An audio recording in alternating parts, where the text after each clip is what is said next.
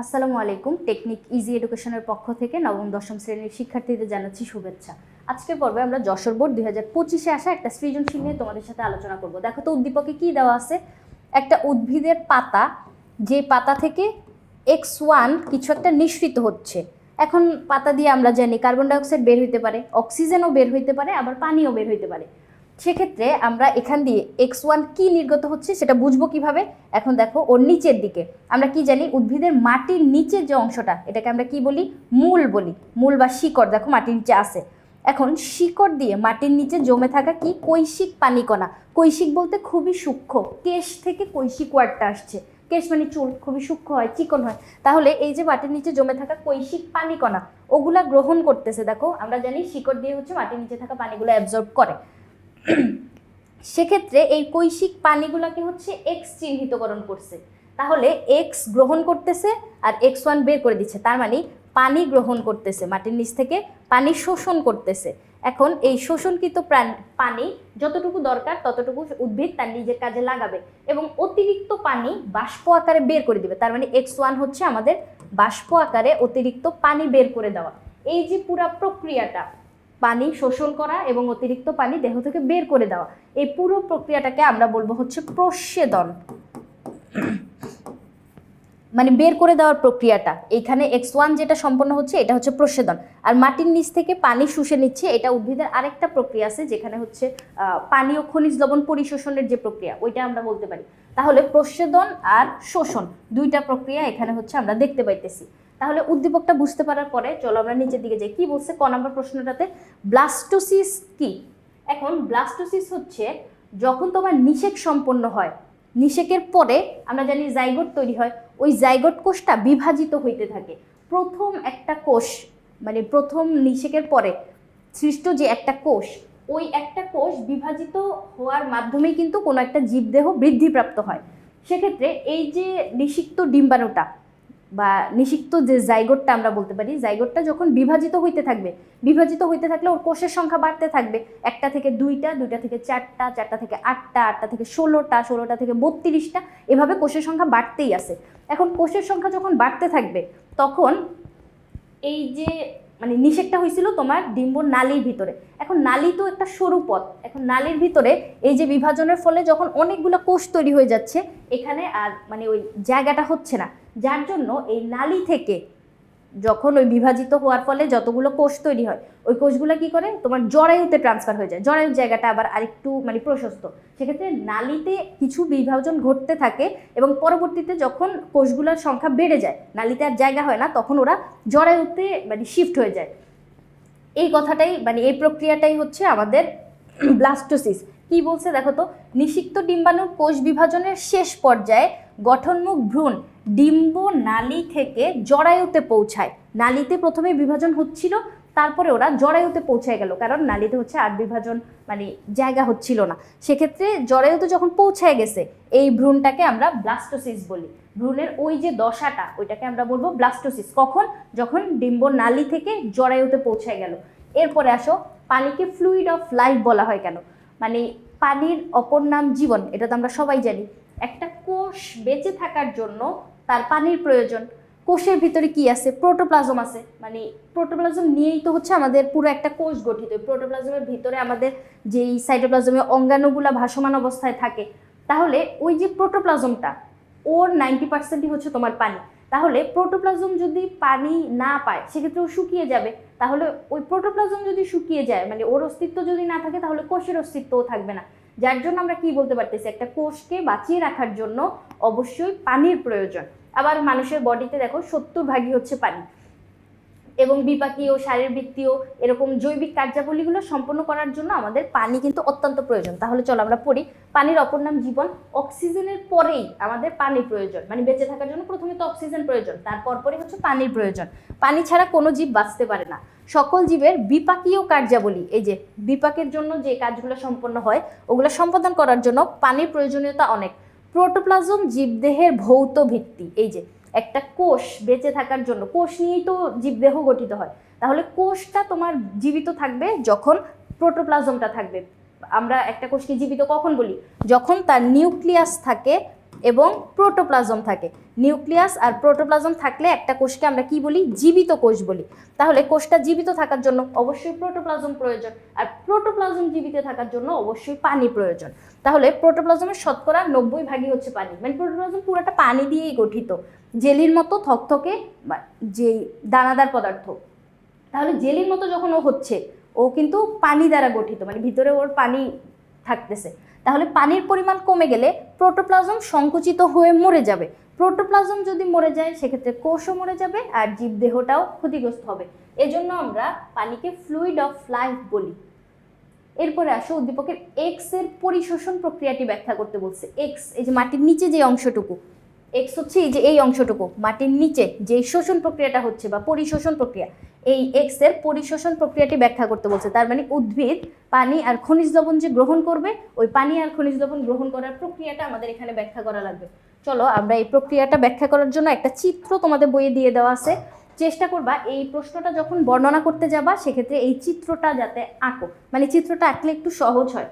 বা মানে চিত্র আঁকলে কি বলবো, অনেক সময় টিচাররা বর্ণনা শুধু বর্ণনা দেখলে স্যাটিসফাই হয় না, সেক্ষেত্রে চিত্রটা দিয়ে দিলে কিছুটা ভালো। তাহলে আমাদের এখানে কি কাজ করা লাগবে? দুইটা কাজ করা লাগবে, একটা হচ্ছে পানি শোষণ করা লাগবে আর একটা খনিজ লবণ শোষণ করা লাগবে। তাহলে পানি শোষণ, দেখো মাটির নিচে কৈশিক পানিকণা কিন্তু জমে আছে। এখন এই পানি কণাগুলো মূল রোম দ্বারা শোষিত হবে। এটা কি জিনিস? এই চিত্রটা দেখে যদি বুঝতে না পারো সেক্ষেত্রে আমি একটু বলি।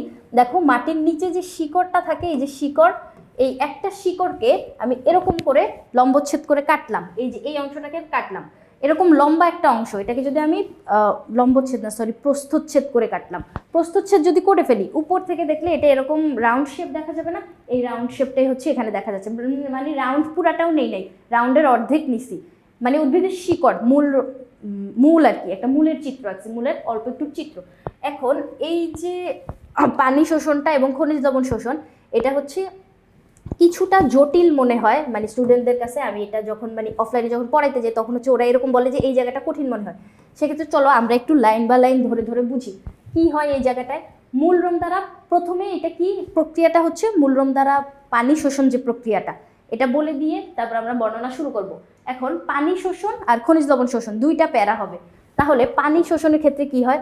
সাধারণভাবে উদ্ভিদ তার মূলরোমের মাধ্যমে মাটির কৈশিক পানি শোষণ করে। হ্যাঁ, এটা নর্মাল কথা, এটা আমরা জানি, মূলরোম দিয়ে মাটির কৈশিক পানি শোষণ করতেছে। এরপরে প্রচ্ছেদনের ফলে পাতার কোষে ব্যাপন চাপ ঘাটতি তৈরি হয়। এই জায়গাটা একটু বোঝা লাগবে। প্রচ্ছেদন কি? প্রচ্ছেদনের ফলে বলছে ব্যাপন চাপ ঘাটতি তৈরি হয়। প্রচ্ছেদন হচ্ছে অতিরিক্ত পানি বের করে দেওয়ার প্রক্রিয়া। উদ্ভিদ মাটির নিচ থেকে যে পানিগুলো অ্যাবজর্ব করতেছে, ওই পানি তো সে সবগুলা কাজে লাগায় না, কিছু পরিমাণ কাজে লাগায় আর কি, এক্সট্রা যা রয়ে যায় ওই এক্সট্রাগুলো বের করে দেওয়া লাগবে। এখন অতিরিক্ত এই পানিগুলা বের করে দিচ্ছে কিভাবে? পাতার মাধ্যমে, কিউটিকলের মাধ্যমে, লেন্টিকলের মাধ্যমে, তিনভাবে বের করতে পারে। এর ভিতরে পাতার মাধ্যমে যে পানিগুলো বের করতেছে পত্ররন্ধ্রীয় প্রচ্ছেদন, ওটা হচ্ছে সবচেয়ে বেশি সম্পন্ন হবে, মানে বেশি পানি ওই পাতা দিয়ে বের হয়। সেক্ষেত্রে পাতা দিয়ে যখন পানি বের হয়ে যাচ্ছে, দেখো প্রচ্ছেদন বলতে পানি বের হয়ে যাও, অতিরিক্ত পানি বের হয়ে যাও, বের হয়ে যখন যাচ্ছে তখন ব্যাপন চাপ ঘাটতির সৃষ্টি হয়। তখন কি হবে? পাতা দিয়ে পানি বের হয়ে যাওয়ার কারণে পানির ঘাটতি তৈরি হবে। সেক্ষেত্রে ওই পাশের কোষটা থেকে কি করবে? যে কোষটা থেকে পানি বের হয়ে গেল, পাতার মেসোফিল টিস্যুর যে কোষটা, ও কি করবে? পাশের কোষ থেকে পানিটা টান দিবে। ওই পাশের কোষ তার পাশের কোষ থেকে পানি টান দিবে, সেই কোষটা আবার তার পাশের কোষ থেকে, এরকম একজনের কাছ থেকে একটা কোষ থেকে আরেকটা কোষ কি করবে? পানিটা টেনে টেনে নিয়ে নিতে থাকবে। এরকম পানির যে টানটা, মানে একজন থেকে আরেকজন পানি যে টানতেছে, এই টানটা আস্তে আস্তে একদম মূলরোম পর্যন্ত চলে আসবে। দেখো শিকড় পর্যন্ত চলে আসছে। এখন এখানে ধরো এই কোষ পর্যন্ত ব্যাপনচাপ ঘাটতি তৈরি হয়ে গেল। এখন ওরা কি করবে? একটা চোষক টান অনুভব করবে, মানে এখন ওদেরকে পানি চুষে নিতে হবে, কারণ একটা কোষের থেকে আরেকটা কোষ এরকম নিয়ে যাচ্ছিল, কিন্তু এই কোষটা থেকে যখন পানি নিয়ে যাবে, এই কোষের পাশে তো আর কোনো কোষ নাই, সে এখন কি করবে? সে কি কারো কাছ থেকে পানি নিতে পারবে? পারবে না। যার জন্য তার এখানে একটা চোষক টান অনুভব করবে, যে টানের কারণে এই পানিগুলা ভিতরে প্রবেশ করবে। দেখো এই যে পানি কণাগুলা দেখতে পাচ্ছ, এই পানি কণাগুলো হচ্ছে ভিতরে মূলরোম দ্বারা প্রবেশ করলো। প্রবেশ করার পরে ওর একদম বাইরের যে আবরণটা, এটাকে আমরা বলবো হচ্ছে এপিডার্ম। ডার্ম মানে হচ্ছে ত্বক বা চামড়া। বাইরে থাকলে এপি, মাঝখানে থাকলে মায়ো, আর ভেতরে থাকলে এন্ডো, আর সবগুলোর সাথে ডার্ম লাগায় দাও।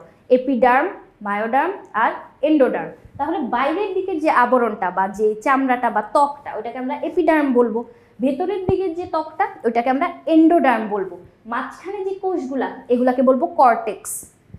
আমি চিহ্নিত করে রাখছি, তুমি দেখেই বুঝতে পারতেছো। আর জাইলেম ফ্লোয়েম, এটা তো আমরা জানি জাইলেম কি করে, জল পরিবহন করে। তাহলে এই জায়গায় মানে নাম নিয়ে এত ঝামেলা নাই। তাহলে আমাদের পানিটা ধরো প্রবেশ করলো, এখন এই পানিটা এই যে টানের ফলে তখন কি হবে, এই কোষে চলে আসবে, এই কোষ থেকে পাশের কোষে, ওই যে টানতেছে উপর থেকে যে ব্যাপন চাপ ঘাটতি তৈরি হয়েছিল তখন একটা টান অনুভব করতেছে, ওই টানের ফলে দেখো পানিগুলা এক কোষ থেকে আরেক কোষে চলে যাচ্ছে। এরকম দেখো এই এই পানি এই কোষের দিকে ধাবিত হইতে থাকবে। একইভাবে দ্বিতীয় কোষটি আবার ব্যাপনচাপ ঘাটতির ফলে পাশের কোষ নিচের কোষ, এভাবে পানি হচ্ছে টেনে নিতে থাকবে। এই কথাগুলি হচ্ছে এখানে বলা আছে, এই পর্যন্ত তো বুঝলাম। এভাবে ব্যাপনচাপ ঘাটতি ক্রমশ মূলরোম পর্যন্ত বিস্তৃত হয় এবং একটি চোষক শক্তির সৃষ্টি করে। একজন থেকে একজন পানি টানতে টানতে একদম মূলরোম পর্যন্ত চলে আসছে। ওই মূলরোম যখন টানতে যাবে তখন দেখবে তার পাশে তো কোনো কোষ নাই, তখন সে কী করবে, মাটির নিচ থেকে পানি নেওয়া শুরু করবে। এই চোষক শক্তি টানে মাটির কৈশিক পানি মূলরোমে ঢুকে পড়ে। তাহলে বুঝতে পারছি চোষক শক্তিটা তৈরি হয়েছে একজন থেকে আরেকজন যে শুষে নিচ্ছিল, তখন মূলরোমে চোষক শক্তির কারণে মাটির নিচে কৈশিক পানি মূলরোমের ভেতরে প্রবেশ করবে। মাটি থেকে মূলরোমে অভিস্রবণ ও ব্যাপন প্রক্রিয়ায় পানি প্রবেশ করে। এখন এই যে দুইটা প্রক্রিয়া, এই জায়গাটা একটু বোঝা লাগবে, অভিস্রবণ আর ব্যাপন। আমরা কি জানি, অভিস্রবণ প্রক্রিয়ায় যেই পদার্থটা থাকতেছে দ্রবর ঘনত্বের উপর নির্ভর করবে দ্রাবক কোন দিকে চলাচল করতেছে। কথাটা বুঝো, দ্রবর ঘনত্বের উপর নির্ভর করতেছে দ্রাবক কোন দিকে চলাচল করবে। দ্রব যেখানে বেশি ঘন, দ্রাবক ওই দিকে প্রবেশ করবে, আর যেখানে দ্রাবকের ঘনত্ব কম, ওই কম ঘনত্ব থেকে বেশি ঘনত্বের দিকে দ্রাবক পদার্থ চলাচল করবে। এই অভিস্রবণে চলাচল করতেছে কে, দ্রাবক পদার্থ। ওই যে কিসমিস যখন ফুলে যাচ্ছিল, কিসমিসের ভেতরে তোমার মিষ্টির পরিমাণ বেশি আর গ্লাসের ভিতর পানি ছিল, পানি হচ্ছে তোমার কম ঘন আর এইখানে ভিতরে হচ্ছে বেশি ঘন দ্রবটা। তাহলে এই পানিটা কিসমিসের ভেতরে প্রবেশ করতেছিল না, এই কথাটাই হচ্ছে তোমার এখানে বুঝতে হবে। চলাচল করলো কে, দ্রাবক পদার্থ চলাচল করবে অভিস্রবণের ক্ষেত্রে। আর ব্যাপনের ক্ষেত্রে আমরা কি জানি, অধিক ঘনত্ব থেকে কম ঘনত্বের দিকে স্বতঃস্ফূর্তভাবে ছড়ায় যাচ্ছে। তাহলে এই যে মূলরোমে অভিস্রবণ আর ব্যাপন এই প্রক্রিয়ার মাধ্যমে পানি শোষণ ঘটবে। এবার কর্টেক্সে প্রবেশ করবে। দেখো এরপরে চলো আমরা চিত্রটাতে আবার যাই। কি বলছে, অভিস্রবণের ফলে দ্রাবক পদার্থ চলাচল করবে। তাহলে এই দেখো এই পানিগুলা দ্রাবক পদার্থ, আমরা জানি পানি হচ্ছে সার্বজনীন দ্রাবক বলা হয় পানিকে।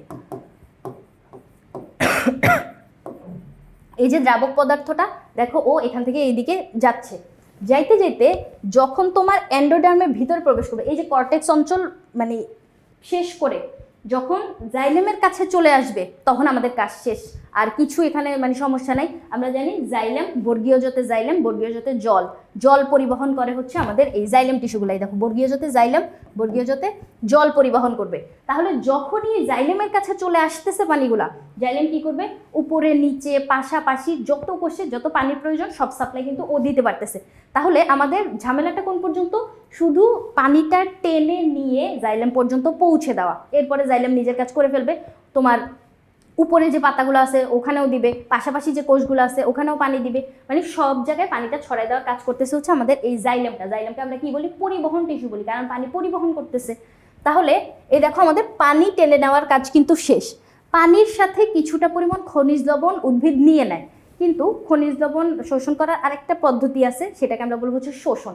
এখন অধিকাংশ পানি খনিজ লবণের সাথেই যায়, কিন্তু আমরা এক্সট্রা করে শোষণের প্রক্রিয়াটাও হচ্ছে বর্ণনা করব।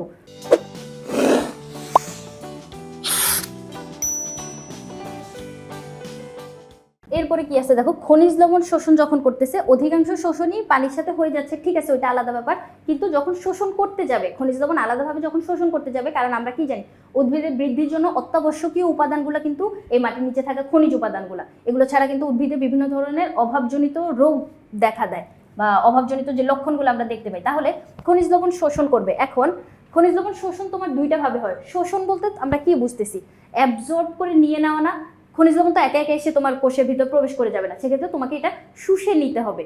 এই যে শোষণটা এটা দুইটা ভাবে সম্পন্ন হয়, একটা হচ্ছে নিষ্ক্রিয় আর একটা সক্রিয়।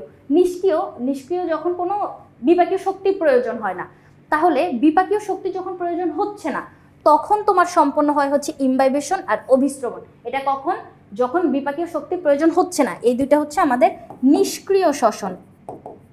নিষ্ক্রিয় শ্বসন। এখন এই যে নিষ্ক্রিয় শোষণটা, এখানে ইমবাইবেশন প্রক্রিয়াটা আমি একটু বলি। ইমবাইবেশন হচ্ছে কলয়েড ধর্মী পদার্থে পানি শুষে নেওয়ার প্রক্রিয়া। তাহলে কলয়েড ধর্মী পদার্থ অটোমেটিক ওরা কি করবে, পানিটা অ্যাবজর্ব করে নিয়ে নিতে পারবে, এখানে তোমার বিপাকীয় শক্তি প্রয়োজন হয় না। এটাই হচ্ছে ইমবাইবেশন প্রক্রিয়া। আর অভিস্রবণের ক্ষেত্রে কি হয়, আমরা জানি দ্রাবক পদার্থ চলাচল করবে, এটা একটু আগেই বলছি, দ্রাবক পদার্থ চলাচল করবে। সেক্ষেত্রে এই যে প্রক্রিয়াটা, এখানে কোনো বিপাকীয় মানে উদ্ভিদের ভেতরে কোনো শক্তি খরচ হচ্ছে না। এই প্রক্রিয়ার মাধ্যমে কিছু খনিজ লবণ নেয়, আবার ব্যাপন প্রক্রিয়ার মাধ্যমে কিছু খনিজ লবণ নেয়, সেটা হচ্ছে আবার তোমার সক্রিয় শোষণ। ব্যাপন প্রক্রিয়ার মাধ্যমে সক্রিয় শোষণ সম্পন্ন হয়, যেখানে তোমার উদ্ভিদ মানে টেনে নেওয়ার সময় ওর ভেতরের কিছু শক্তি খরচ হয়। এখন এই যে খনিজ লবণ নেওয়ার জন্য সবচেয়ে মানে ভালো যে অঞ্চলটা, মানে কোন অঞ্চলটা তোমার খনিজ লবণটা শোষণ করতেছে, এটা হচ্ছে মূলের অগ্রভাগ। দেখো এই জায়গায় মূলের অগ্রভাগ, সব জায়গা দিয়ে খনিজ লবণ শোষিত হয়, কিন্তু মূলের অগ্রভাগ দিয়ে অধিকাংশ খনিজ লবণ হচ্ছে গৃহীত হচ্ছে।